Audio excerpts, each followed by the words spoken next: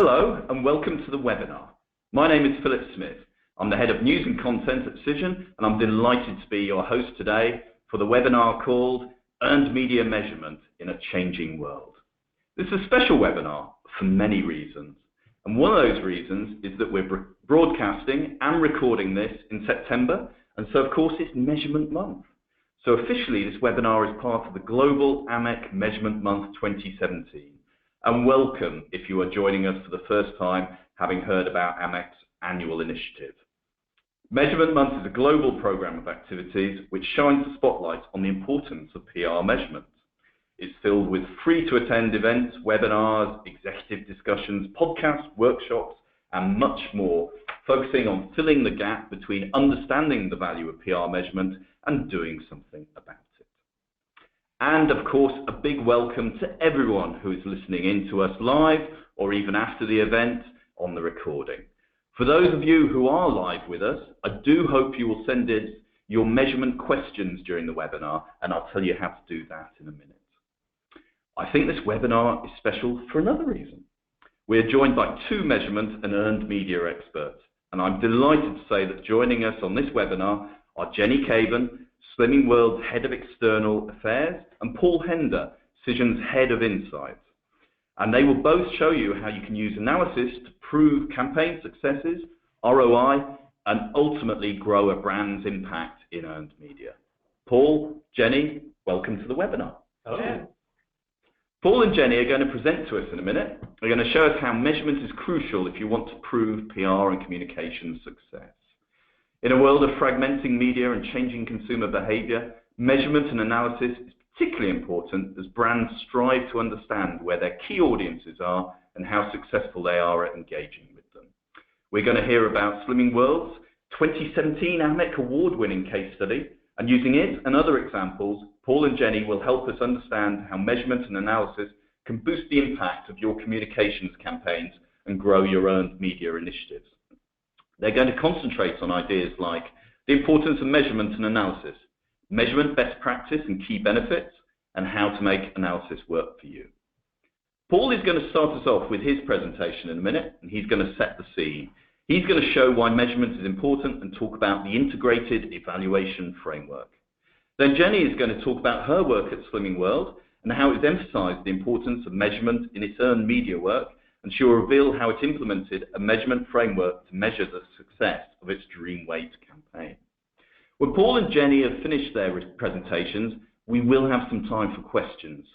So please send those questions in to us. Use the panel on the right of your screens and send them in at any stage in the webinar. We'll save them up and address them at the end. So I ask you all, please help me put Paul and Jenny on the spot with your difficult measurement questions, and we shall make sure that we get to them at the end of the webinar. I think that's more than enough from me at this moment. So Paul, please start your presentation. Thanks, Philip. It's great to be here, and it's great to be supporting Measurement Month. People that know me know I like a stat. I make this the 43rd of 57 events, running globally from Europe to America, from Africa to Asia. As Philip's just mentioned, I'm planning on talking about why there is a need for best practice measurement in communications, what best practice looks like, and how best practice should work in practice by following the AMEC integrated evaluation framework. And then Jenny, later in the webinar, will illustrate how she has applied the principles of the integrated evaluation framework to her team's work at Slimming World. The other day, I was listening to Radio 4's Media Show, and this featured an interview with Professor Emily Bell from the Columbia School of Journalism and former digital editor of The Guardian. She said that the media has changed more in the last 5 years than in the previous 500. That's a pretty big statement.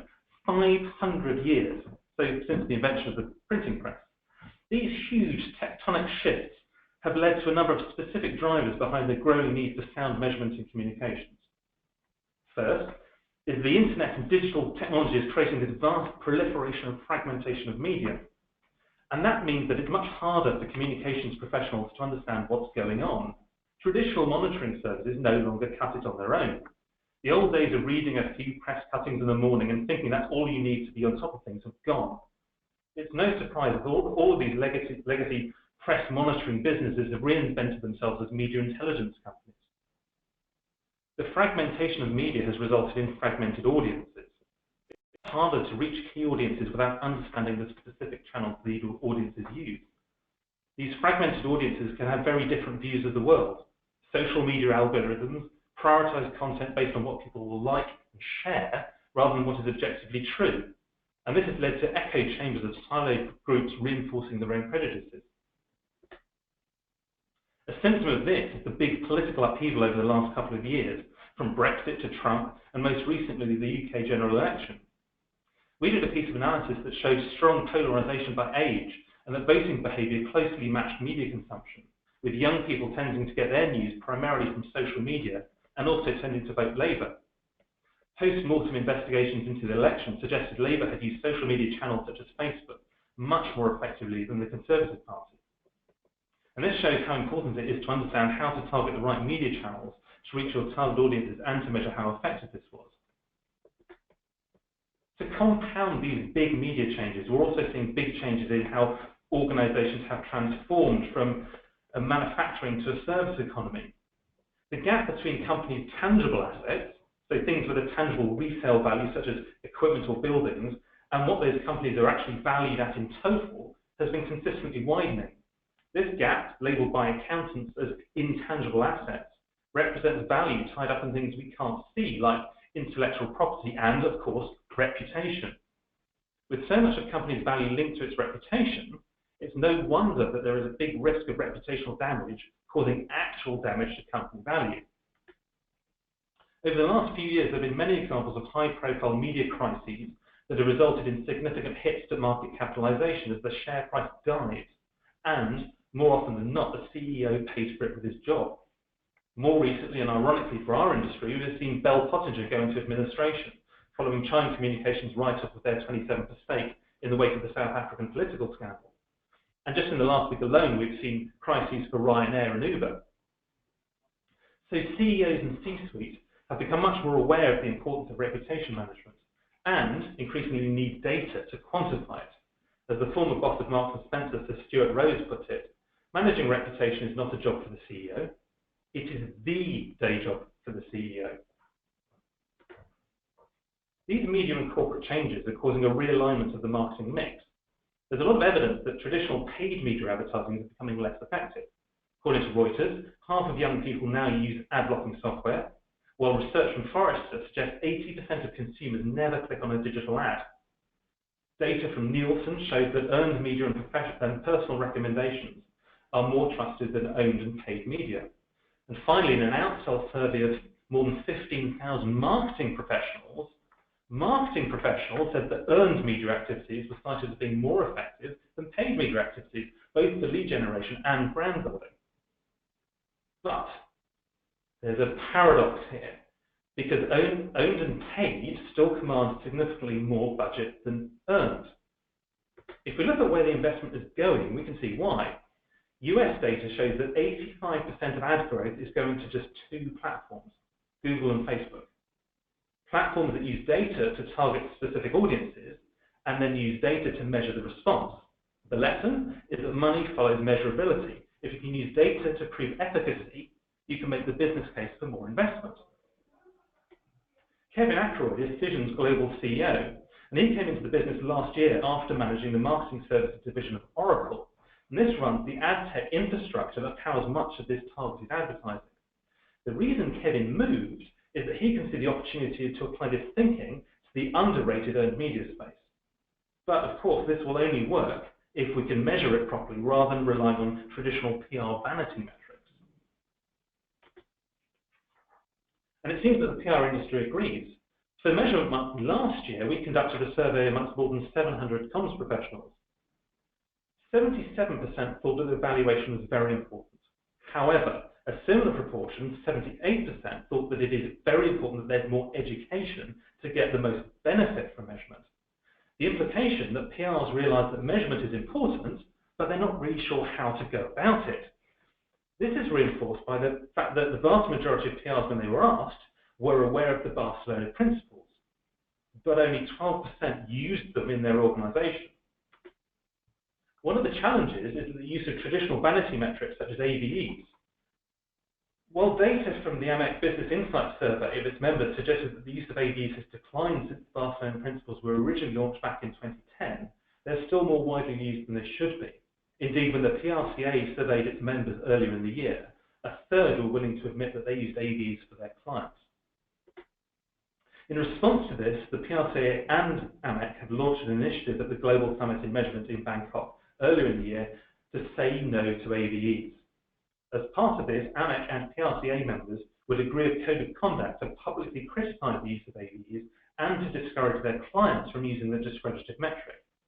The campaign is supported by every major PR trade organisation as well as leading academics. Now, for more information, including 22 reasons why AVEs are flawed, please visit the AMEC website, which is amec.org.com.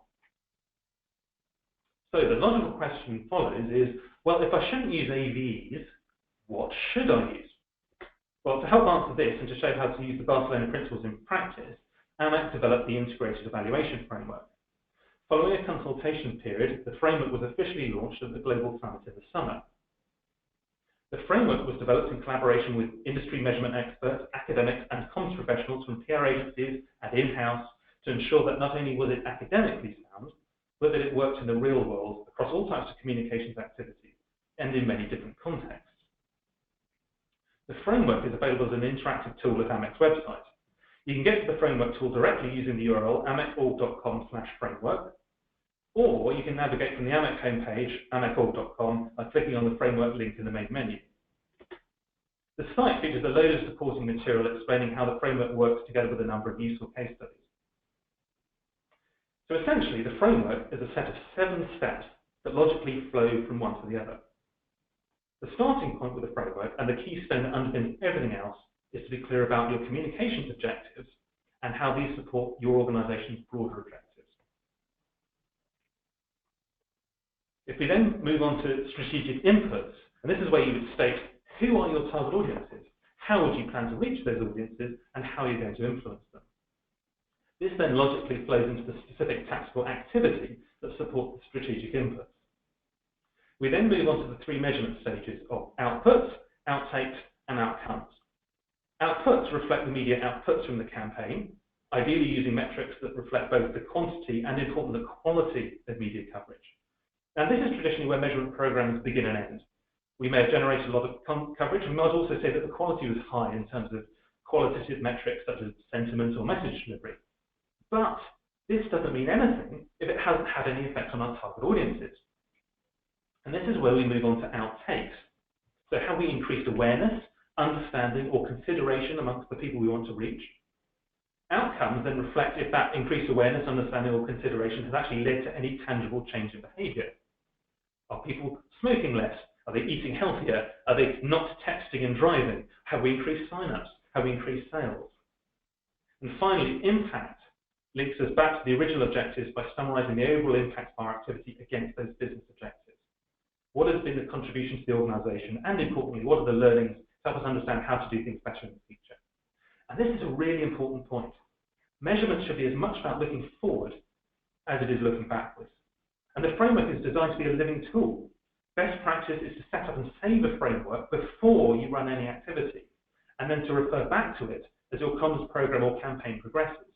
This way you can make sure that you adjust your response in real time to ensure you're as effective as possible. Another important point is that it is an integrated evaluation framework, and this means you can use it to plan and implement multi-channel campaigns and programs across paid, shared, and owned as well as earned channels. Well, that's the theory, and I think the best way to illustrate this is how this works is to really go through a real-world example. I'm delighted that Jenny has joined us from Slimming World to explain how they use the framework on their flagship Christmas campaign. And as Jenny is our guest of honour, she needs a really decent build-up. So I'm going to hand back to Philip to do this while I drop drum roll. Thank you, Paul, and thank you for the drum roll. And we're going to hear more from Paul, as we'll hear from Jenny as well, in the question and answer section at the end of this webinar. So please do send in your questions if you haven't done already, and use the panel on the right-hand side of your screen, the sort of little chat box there to send in those questions, and we'll get to those when Jenny has finished her presentation. Now, as Paul says, we're going to hear from Jenny, and we're delighted that she's been able to join us today. Jenny is, of course, Jenny Caven. She's responsible for increasing recognition of Slimming World's reputation as a leading global weight loss organisation. She leads the in-house teams, whose role is to build recognition of Slimming World's methods and the science underpinning the programme, develop relationships and collaborate with partners, communicate brand values and establish trust in Slimming World's weight loss programme. Jenny started her career in international journalism and quickly moved into corporate communications. In her career, she has worked as a freelance journalist, trade publication editor, and advertising copywriter. Jenny, please start your presentation. Thank you very much, Philip. Hi, everyone.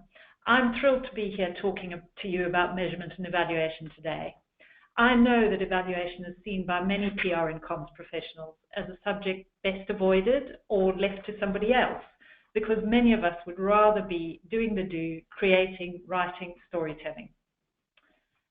I have always wanted to know, however, what the impact that comms work is having. What is the impact that the comms work that we're doing is having?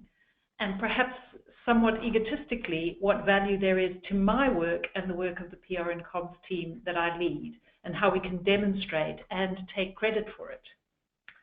So I'm going to talk to you today about Slimming World's Dream Weight campaign that is the culmination of refining our measurement process and working closely with the Cision team over a long period to put the best metrics in place. I will confess before I start that there was a time not too many years ago that we used AVE as the primary measure for our PR activity. It was a few years ago. We have changed. It was an easy shorthand way to explain the results of activity, and it was easily understood by our senior management team. However, a few years ago, as we increasingly felt the impact of social and digital media on the audiences that we needed to reach, it became clear that we had to set ourselves as an in-house PR team and comms team very clear objectives that aligned with the Slimming World business. So we had 3 reasons for doing that. So that we could be focused and clear on what as a team we were trying to achieve, so that we could demonstrate the value that we brought to the organization, and so that we could monitor and measure our reputation and how earned activity impacted on how Slimming World is perceived. So, having clearly identified the business objectives, we then looked at how our next step was to identify our role in helping to achieve those business objectives through our PR and earned activity. We've got quite a small in-house PR team directly working on PR and earned media at Slimming World, and that is split into 2 different parts of the team who work on corporate and issues and consumer PR. So we spent quite a lot of time brainstorming together and debating and refining our strategy and identifying our core PR objectives, which you can see on the screen now. So having identified our objectives, we then wanted to identify our audiences. Whilst the objective setting was quite time-consuming, it's been really invaluable in allowing us to clearly identify who our main audiences for both the corporate and the consumer areas of the function are. And it's meant that we've been able to build campaigns that achieve goals across both of those areas. So the health professionals, policymakers, influencers, referrers obviously crosses both areas, but is primarily the corporate audience, and then the consumers who want to lose weight without going hungry are our primary consumer audience. So, having clearly identified our objectives and our core audiences, we then looked at our inputs. So you can see that we are very closely following the framework here. What was the story we had to tell, and how could we tell it? It's probably worth saying at this point that January is the most important and busiest time of year for the weight management business. That probably goes without saying. Most of us are emerging from a season of parties, feasting and overindulgence, and of course making New Year's resolutions to turn over a new leaf and adopt better habits, and that's a very strong tradition. So tapping into that trend is essential for any slimming program wanting to build or maintain its position and market share. At Slimming World, we're all very fortunate to have a strong in-house research team and knowledgeable spokespeople. as well as great content generation through our recipe and eating plans, and of course, a wealth of success stories and brand ambassadors drawn from our strong membership. We've got close to 1 million members across the UK and Ireland. So, as well as all of that content, we looked at benchmarking our earned media coverage for our January campaign. One of the things that we've been keen to measure for some time is to develop a way of measuring reputational impact and really putting a number on that. So prior to launching our campaign, we worked with Cision to analyse and benchmark our coverage in the 6 weeks immediately preceding the campaign, and worked on a survey that asked 5 key questions about reputation and people's propensity to use or recommend Slimming World for weight loss over other methods. This survey was based on a representative sample of 1,000 people, and we ran it before we started our January activity on the 16th of December, and then reran it at the end of January to compare the results. So I'm very quickly going to run you through now the actual campaign and what it looked like. We launched the campaign on the 29th of December with a news story reporting on research from our in-house science team that showed that people who set a higher target or goal weight when they first joined were more likely to go on to achieve their dream weight than those members who were less ambitious. We sold that story into the media using the author of the study, Dr. Amanda Avery, as the key spokesperson, along with success stories of members who had set an ambitious target and gone on to experience great weight loss. We also created social media assets supporting the story and inviting people to share their experiences, and we provided materials to our 4,500 consultants to share their personal experiences and those of their members across local, earned, and social media. Building on that news story, we also had placed member success stories and case studies in long lead magazines, so we planned before we got to this point to inspire readers wanting to achieve great weight losses. Underpinning the success stories, we had also planned a program of placing Slimming World recipe content in both long lead media and with bloggers and influencers across earned and shared media. This activity also linked in with our Live Happy paid activity, which showcased real-life successful members and great food that can be enjoyed at Slimming World. To keep the Slimming World story alive and ramp up and reinforce our messages about people achieving their dream weight, and to show that Slimming World works as effectively for men as it does for women, we held a press call for our newly named Mr. Sleek on the 10th of January. That story appeared in the Mail Online as well as other online outlets and reached 31% of UK men.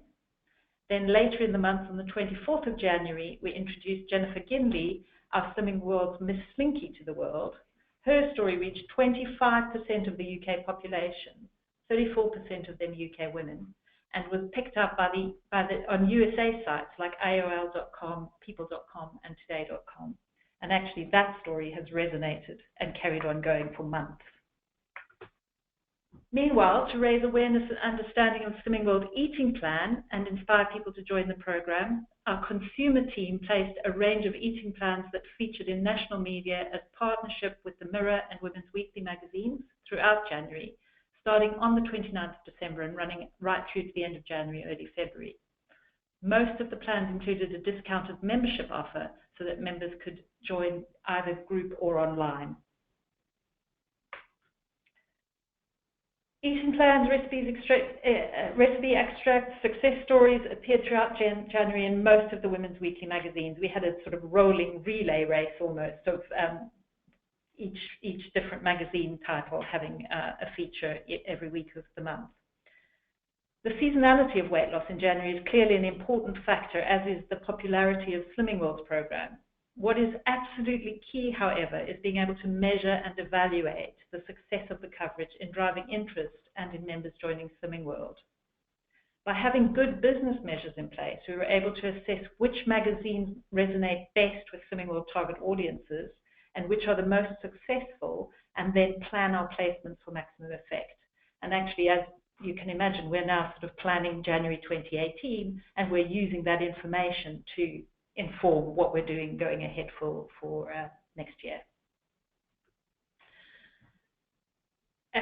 This wouldn't be worth talking about without the hugely successful partnership of the Mirror, in which we place a series of recipe booklets in the newspaper over the first weekend of January.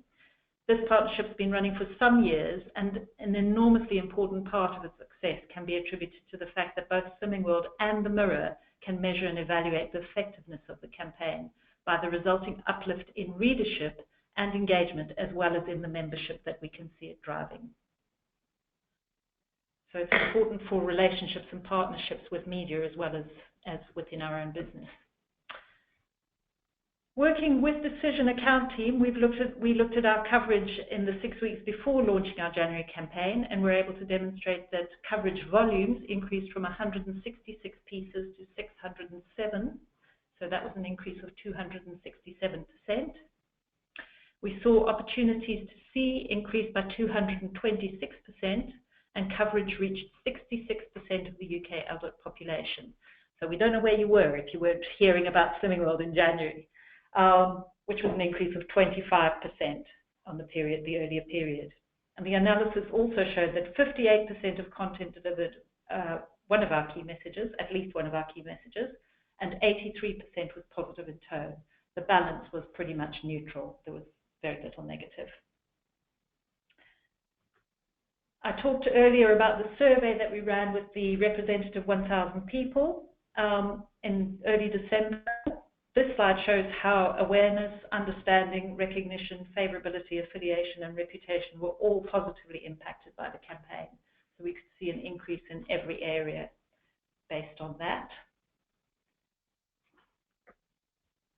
And this is, of course, where things get really interesting. Working with our internal analytics team as well as the Cision team, we were able to see that our earned activity was directly responsible for driving traffic to the Slimming World website. That's the blue line, which is our homepage, that top line. And we were also able to track online activity and match it to our earned activity. The orange line, for example, shows group search. So we were able to demonstrate that the earned activity was driving people to the website and they were looking for their nearest groups. So, tying all of this activity back to our objectives, I'm just going to remind you what they were. They were to inspire people to achieve their weight loss dreams at Slimming World, to establish Slimming World as the leading weight loss organisation, and to inspire confidence in Slimming World's effectiveness.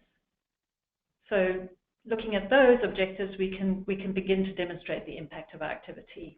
We can see increased reach and familiarity helps to establish Slimming World as a leader, and we see increased positive perception and increased desire to join Slimming World as a positive impact on reputation. From a business point of view, being able to directly measure the fact that 50% of new members joined directly as a result of the consumer earned activity, and that overall membership increased by 17%, makes an enormously strong case for earned PR activity. Thank you very much, everybody. Thank you, Jenny. I can see a lot of your questions are coming in, but we do have a good 15 minutes or so to get them answered. So do please send in a question if you haven't already, and I shall ask them to Paul and to Jenny. Jenny, once you take a breath, having finished your presentation, I'm going to direct the first question to Paul. And we've been looking at a success story here. We've been looking at where things go well. And I'm one of those people who zigs when other people zag, so I thought I'd ask you about pitfalls of measurement. And Paul, what do you see? You work with a lot of different clients. What do you see as the most common measurement pitfall, and how should brands or agencies or clients anticipate this? Oh, you negative person. Very good question, though. And actually, perhaps the way to answer it is almost taking the corollary, the opposite of how Jenny's explained how they approached it on Slimming World, which is, if you don't follow the framework, what you tend to do is just go, well, oh, we need to measure something. And then you just look at what you can count, right? You look at what you can count, you count what you can rather than counting what counts. And I think what's great about the framework is that it forces you to start with basic principles such as, don't start with the measurement, start with what you're trying to do in the first place. If you set your objectives, then everything else can be framed against those objectives, which is why then when it comes to deciding what those metrics should be, you're on much safer ground because you're linking them back to what it is you're trying to do as an organisation.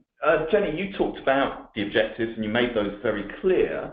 Were they easy to come up with? I mean, for me, I always think, well, it looks very straightforward now you've written them down in black and white, but actually Is that something that's often in an organisation? No, I don't think so. I think it does require a lot of discussion. We did a lot of brainstorming, a lot of working together. We came back to them again and again. We're lucky in that our organisation is very clear on what its objectives are, and that really helps, because you do need to tie them to the organisation's objectives to make a real case for the business. So no, not easy. It did take us some time, but absolutely worth doing, because I promise you, we wouldn't have got to where we were without them. They're absolutely essential to the whole process. You just couldn't do it without them. Great. Well, I can see we're getting a lot of questions, so I'm going to go straight on to those.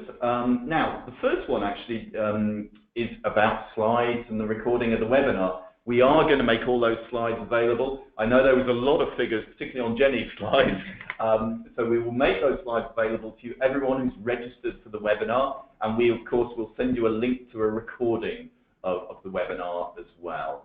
Now, Jenny, I'll start with you, because there's a question about your presentation and about social media and the social media assets you mentioned. So the question is, you mentioned social media assets. What were these, please? Okay, they were mostly graphics. I have to say that one of the things that we are working on, and is an ongoing challenge, is developing great content for social media. So we are working on doing things like GIFs, animated GIFs, mini videos, short videos, all that sort of thing. We have some great content. We used some very quick recipe, sort of tasty style recipe videos. We used before and after pictures of our successful members, which always go down well and just in a very quick, shorthand, visual way tell the story. But one of the challenges we have is really keeping that content monster, feeding that content monster, and keeping lots of exciting content available. Excellent. I do like the fact that you've extended the metaphor about Slimming World to feeding the content monster. So I do enjoy that. It won't surprise anyone that there's a lot of questions about AVEs. So I'm going to dive straight into those. And Paul, I'm going to start with you. And this is about a monetized alternative to AVE. So the question is, what is a monetized alternative to AVE, brackets, financial impact measure? So I guess someone is saying, if we don't use AVE, how do we measure financial impact? And maybe if I broaden that out a bit in terms of why do people use AVEs in the first place, right? So one is that it's a historic measure that the industry has used. No, I think that argument falls on its face now, because it is now so discredited that so many people don't think it's a good measure, think it's flawed, that there's almost the social reason to use it has gone away. If you think about why you would use an AV, I think it's doing one of two things. One is what's our return on investment? We put this money in, what do we get out? And that's why you want a pound sign, a number with a pound sign in front of it. The other is really, well, what is our cost of reach? We have spent this money, how many people have we reached as a result of that? Now, if we take that one first, so cost of reach, there's actually, if you look at how other marketing disciplines, advertising, for example, often they'll report on cost of reach in terms of cost per pound. We have invested this amount of money and we've reached how many thousand people, you divide one by the other, and you have a CPT or CPM figure. You can very easily do the same thing on the PR side. And actually, when we've done that, and you compare advertising cost per thousand and PR cost per thousand, PR cost per thousand is obviously a lot cheaper. So it's a really strong efficiency measure, and it's actually much more credible because you're using a currency that other marketing disciplines use. Because ironically, you do not have advertising saying, here is our PR equivalent. It doesn't seem to work that way around. On the ROI side, I think this is the challenge, of course, AVEs is that it's not showing any kind of return at all. All it's saying is, this is how much it would have cost if it were an advert. So the only way you can look at the return is to go through the logical process that Jenny's explained in terms of Slimming World, and as I explained in terms of the measurement framework, which is how are you contributing to the business objectives? And if you can show that you're driving sales or driving people to sign up to a service, then that's demonstrating business value. Great. There is a question about AVEs as a vanity metric as well, Paul. So I'm going to ask you this, and then Jenny, I'm going to ask you about how the use of AVEs was dropped almost within the organisation, or how you found internally convincing people. So Paul, this question is, AVEs considered a vanity metric. Are there any other metrics to keep on the same radar online? So I think that means, are there other metrics that are more useful when you're thinking about online? Or is there something you should ignore when you're online? Yeah, you can almost read that in one of two ways, can't you? And there's almost like, is there a kind of group of kind of naughty vanity metrics that you should stay clear of? I think AVE is probably the worst one, just because of the pound sign in front of it, because it's interpreted as this is the value we're generating. And obviously the Barcelona principle is that AVEs are not the value of PR. I think that's a very important point. In terms of, sorry, Philip, remind me of that. It was second part of the question. It was basically how to on the same radar. Yeah. So other metrics. So I think in terms of broader vanity metrics, if you just focus on kind of big volumetric metrics, that's not necessarily helping much. You know, we have generated, Jenny said, we've generated 600 articles. Well, that doesn't necessarily mean much if those articles haven't actually achieved anything. If those articles have achieved 70 million opportunities to see, again, does that mean a lot? Does it mean, what specific target audiences have we reached? In this world of fragmented media, just having big numbers doesn't necessarily mean that we've hit the people we want to reach and that we've influenced them. So I think you can use those big volumetric metrics, but I would use them in conjunction with qualitative metrics and thinking about outtakes and outcomes. Great. Now, Jenny, I can always tell when a presentation has been good because people sort of quote it back to the presenter. So this question is about your view on AVEs, actually, and how you stopped using them. So the question is, you mentioned that you stopped using AVEs a few years ago. Was that difficult for senior management to move away from a simple pound figure? Are they now on board with the new measurement? So, the interesting thing at Slimming World is that it's a great place to be, but as a PR team, we take what we think we should be doing to our senior management and say, this is the way that it would work best, rather than them suggesting that they want to see any particular kind of measurement. So we were able to influence that decision-making really well. The reason that we used AVEs was because it was an easy shorthand way of demonstrating some sort of value. I hasten to say that it wasn't the only thing that we used. We did use a combination of other measures as well, but it just wasn't very sophisticated, and it certainly wasn't in line with the framework. So the framework was a really, really fantastic resource for us to be able to really work, and working with Cision, to use all of that monitoring and media monitoring that we were seeing, all the coverage that we were generating, and really understand what impact it was making and what difference it was making, and how really the reputational measure was the thing that we really, really wanted to be able to understand and see best. So, and actually, having said that, reputation is really, really important for everybody at Slimming World. We work really, really hard to demonstrate that what we believe we are as an organisation is resonating with our audience and with the people that we would like to join us as members, and we'd like to be committed to that. So reputation is a really, really important part of every single part of the organisation, from top to bottom.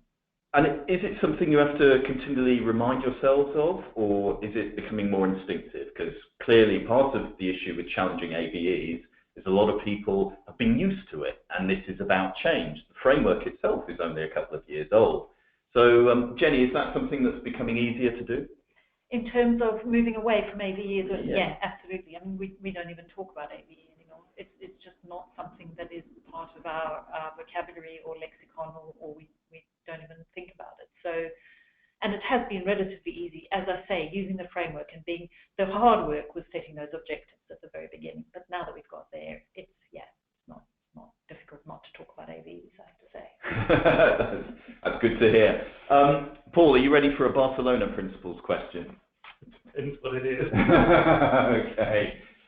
This question is, the Barcelona principles seem to work for a specific project, like the Slimming World example, but how would they work for ongoing strategy on an annual basis? That's a really, really good question. The principles should apply. Often it's easier to tell the story around a specific campaign, and for examples like this webinar, it's easier to then talk about it.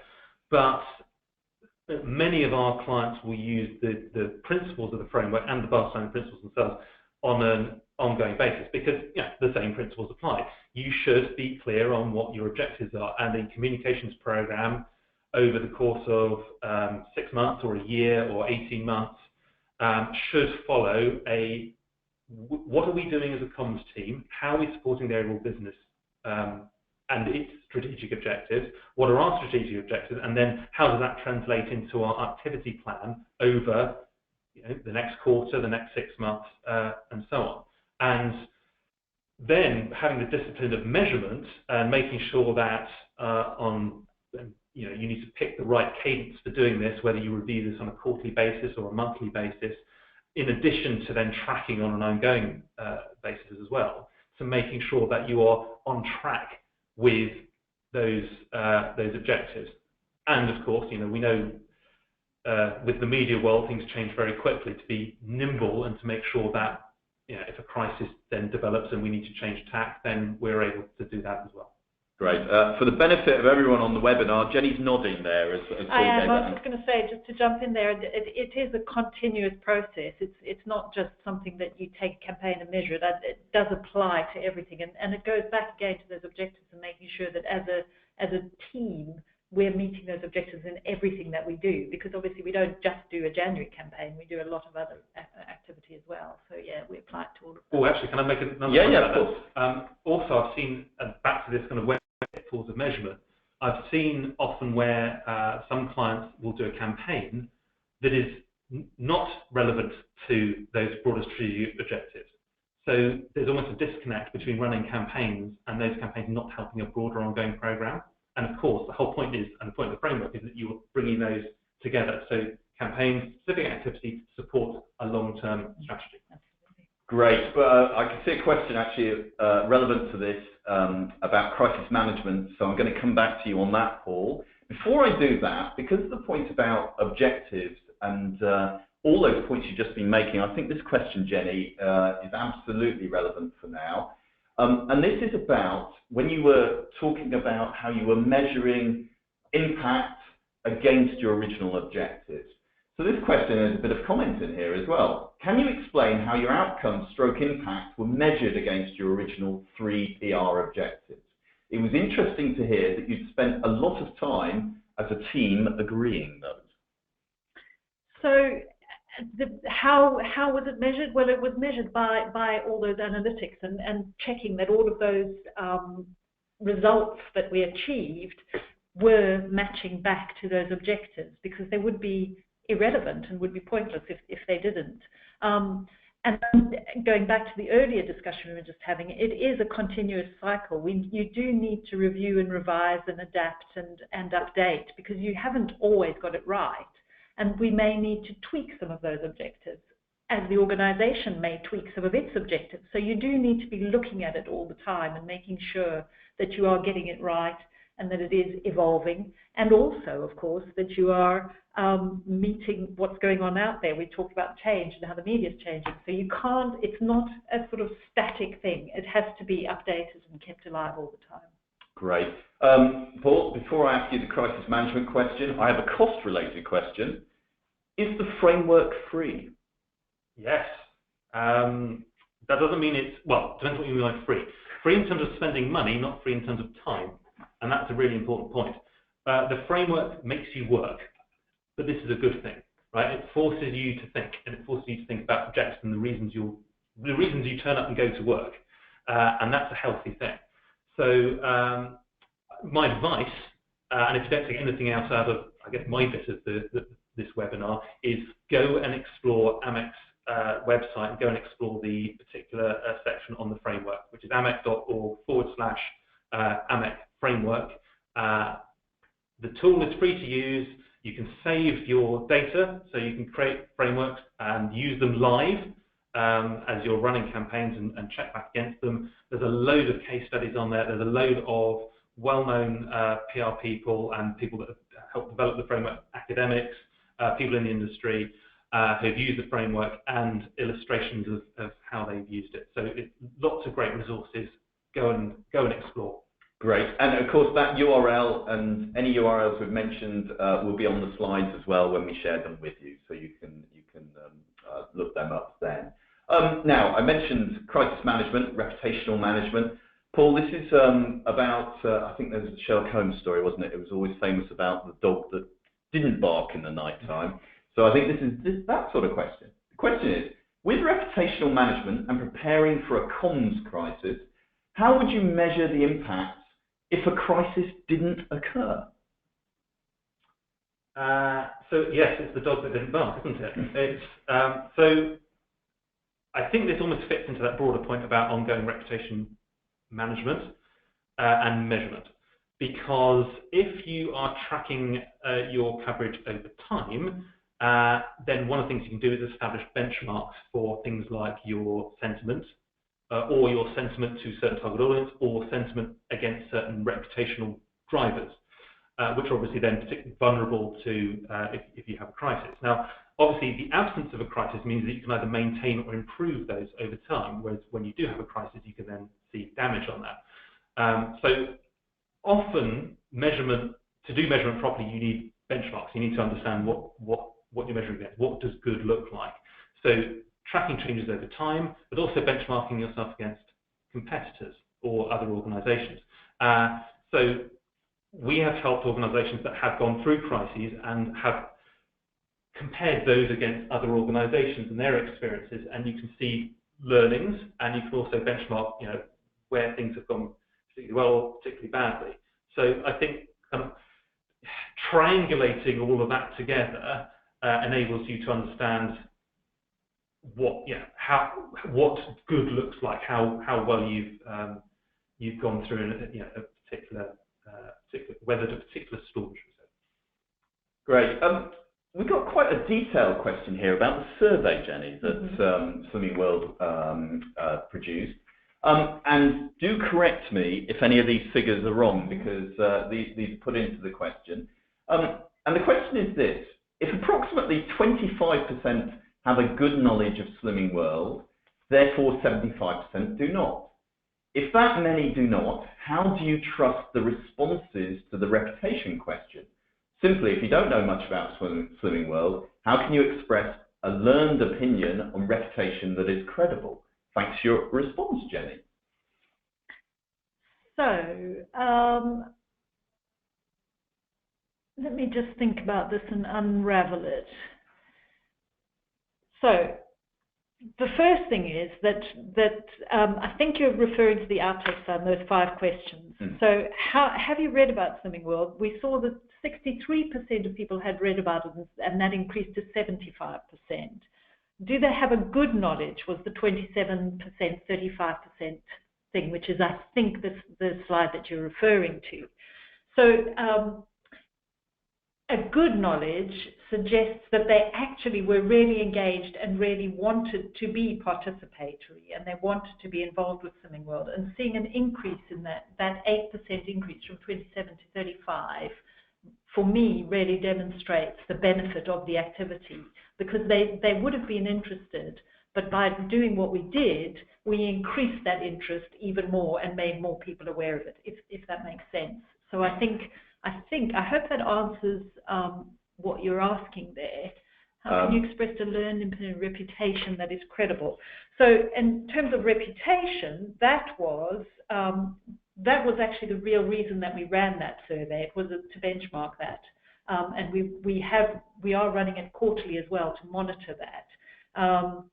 And what we were really, really excited about was that we saw that Swimming World had a positive reputation of 61% at the start of the campaign, and then that increased to 73%.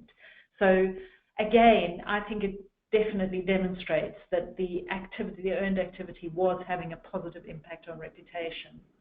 Great. And people also then wanted to join. There was an 8% increase in, sorry, a 12% increase in people actually wanting to join Slimming World to manage their weight. And again, we'll be sending you the slides, so do look for the actual figures on those slides. And thank you for taking that question on, Jenny. There was a question about, are you running the same questionnaire this January to compare against 2017? Definitely. And it sounds like actually you're upping in frequency as well. Well, in fact, to go back to the earlier discussion about reputation, we've been running it quarterly, and we did run it straight after an incident that could have potentially had some impact on our reputation, because we wanted to measure and see whether it had. And interestingly, that had absolutely no, it didn't affect the reputation at all. It stayed completely static, well, a percentage point or so. So it's a really useful tool. It does, of course, cost money to run that survey, but it is a very useful tool, and I think we're very happy to be running it and continue doing that on a quarterly basis. Excellent, thank you. And I can see actually there is a question about budget.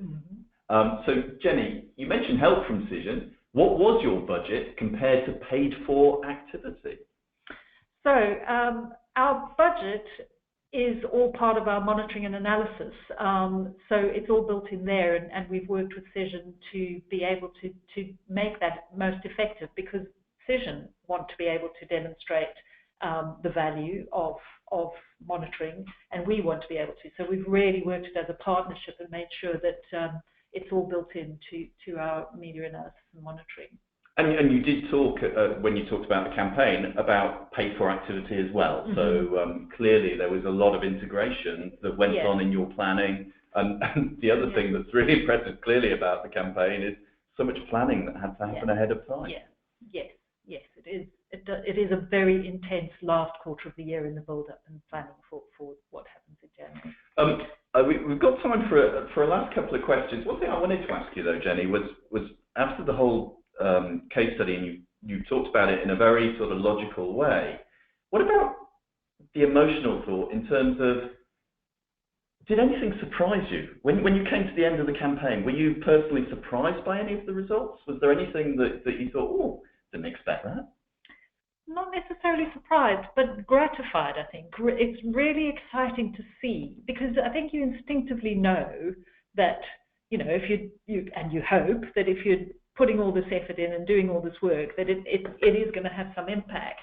So to be actually able to see in black and white, in real data and numbers, that it has had a significant uplift and it's had a real impact, particularly on those reputational things, those reputational numbers. I think that's really good. The other thing I would say is the help in internal collaboration. So working across teams and being able to really work as a wider team, that's been really good as well, and great for the team, I think. Great. Paul, there's a question here which is about longevity, and I think this is how long a campaign resonates with an audience. So the question is, should we, or is it possible for us to measure how long our PR activity has an effect on the target audience? That's a hard question to answer, and it's actually a hard question to answer not just on the earned media side, on the paid media side as well.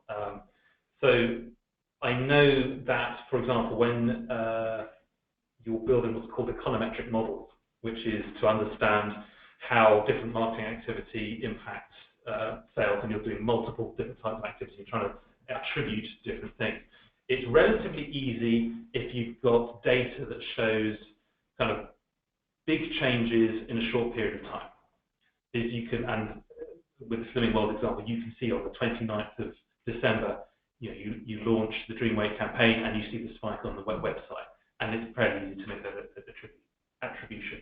It's a lot harder to show the long-term effects, and I think that also speaks to this point around, if you're consistent with your measurement and you have those consistent pieces of measurement being conducted on a frequent basis, and you're including things like tracking reputation, using surveys to track it, as well as tracking the media, then you can start building up that longer term picture. Great. Jenny, Paul said the one thing that he wanted people to take away from this webinar. Is there one sort of nugget, one piece of advice, or just an idea that you'd like people to take away from today's webinar?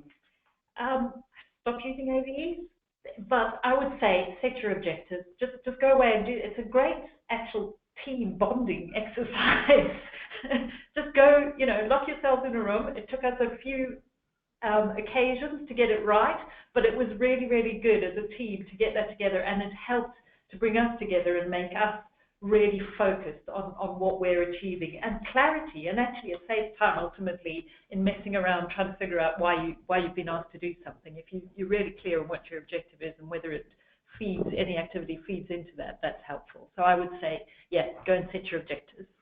Excellent. Paul talked a lot about AVEs. What's the one thing you would say to people who are currently using AVEs or involved in that conversation? What's the one thing people should do immediately to move away from AVEs as a metric? Stop using them. Seems an obvious one. I think the challenge is, the common question you ask is, if I don't use them, what should I use instead? Yeah. But I think we've, hopefully, over the course of this, the last hour or so, we've shown that using the framework, following the framework, choosing the right metrics that meet, choosing what your objectives are, but then choosing the right metrics to match against those objectives. You don't necessarily need, I think one of the issues is people think you just need one number. And the world's a bit more complicated than that. And to be able to illustrate using a series of numbers and following up the logic of media outputs, audience outtakes, outcomes, you actually create a sort of chain of evidence that shows the effect that you're having. That is just creates a much stronger argument than here's a big number with a pound sign in front of it, and that's what it would have cost it with an advert. I know I've been accused of being negative, but on the positive, Jenny, you won an AMEC-award. Yes. What's the best thing about winning an AMEC-award? The best thing about it is obviously recognition for the team, and validation of the fact that what you're doing is right, and it obviously puts us all in the limelight to some extent.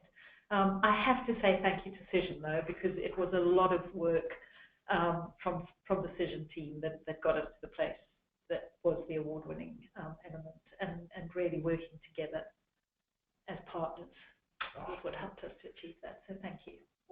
Well, thank you, Jenny. And I have to say, thank you to both Jenny and Paul. The worst part of my job is I always have to cut things short when I know we could go on for longer. But the fact is, we are now approaching the end of the webinar. So I do want to say, I want to echo that. A really big thank you for Jenny from Slimming World, from Paul to Paul from Cision. And thank you both for all of your insight and expertise and sharing those thoughts with us today. We will be circulating slides and a recording of the webinar. And also, I do want to say to you all, look out for October's webinar when we share the results of the social journalism study that Cision has conducted and the way that journalists are changing their roles and how it's affecting the way that they communicate with PRs. Look out for details of that on gorkana.com. I do hope you can join us then. In the meantime, thank you everyone who sent in your questions. We had a vast range of those. I'm sorry that we didn't get through all of them, but thank you so much for sending in those questions. And thank you, of course, for listening in and taking part. The webinar is now over.